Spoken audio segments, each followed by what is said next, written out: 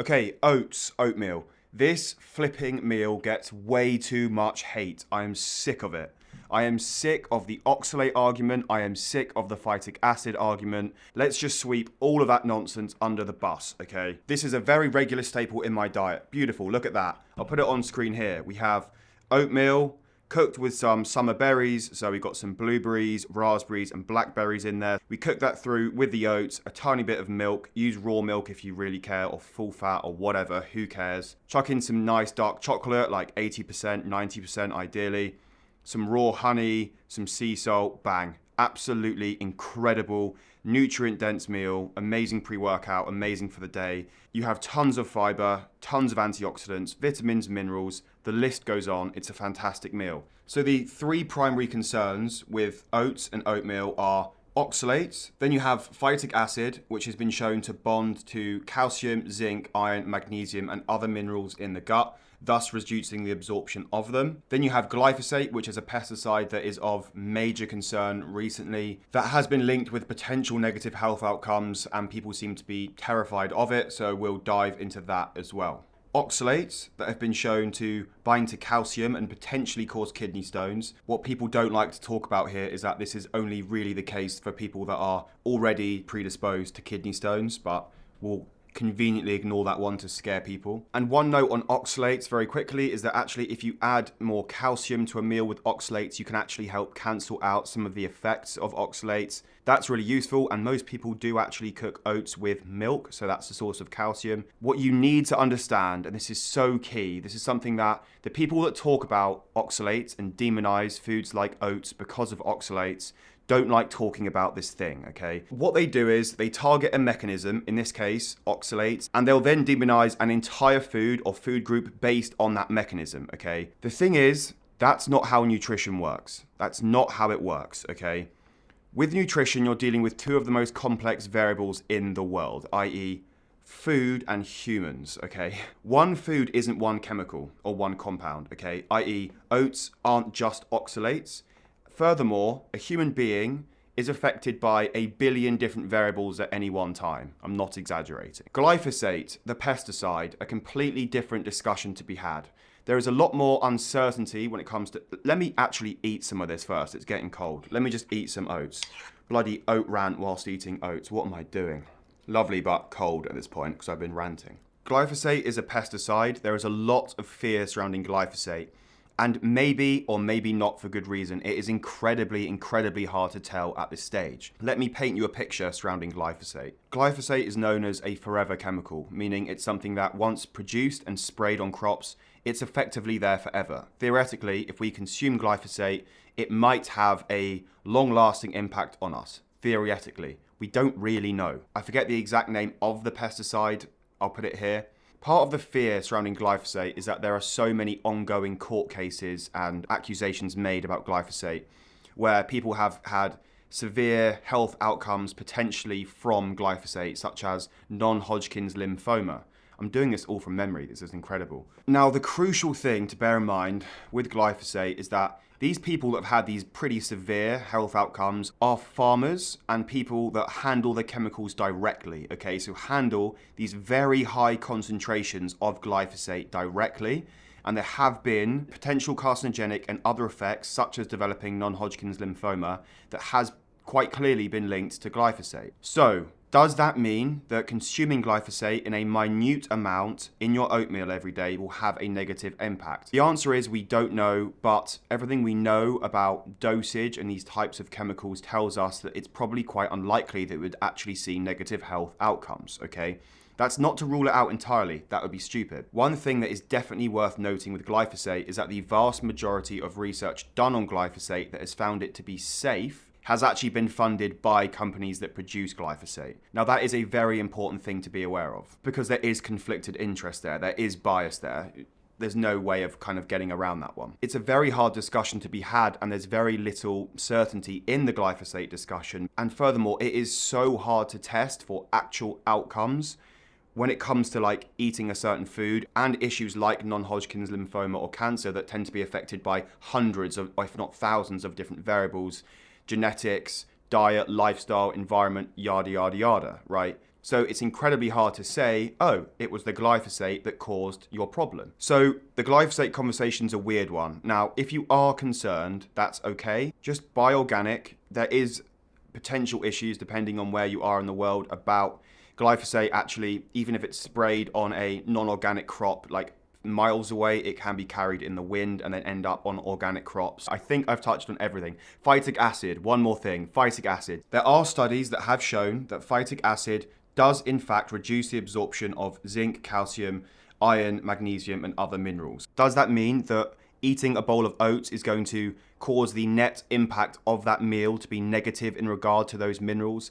Absolutely not. Yes, there might be these mechanisms there, but as I said, mechanisms don't necessarily mean outcomes. This is something that is conveniently disregarded by people that like to demonize oats. Therefore, it is incredibly hard to say that by eating oats, we actually have reduced mineral absorption.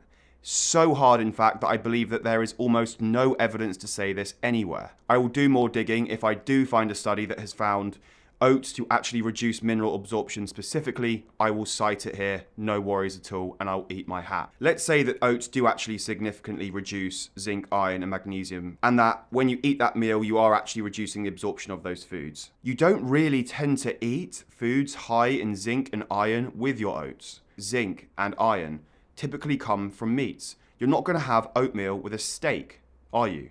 Therefore, you don't need to be that concerned. If you eat a balanced diet elsewhere in your diet, the likelihood of you getting those minerals and the net intake of said minerals per day will be absolutely fine. You don't need to stress about this one meal. We are human beings. We are an incredibly complex and effective organism, okay? A bowl of oats isn't going to actually lead into a mineral deficiency. Now, maybe if all you ate was oats and nothing else, I mean, you'd get a deficiency anyway. But the point being, most people eat relatively balanced diets. Therefore, it is incredibly unlikely that you are actually going to get deficient from eating oats.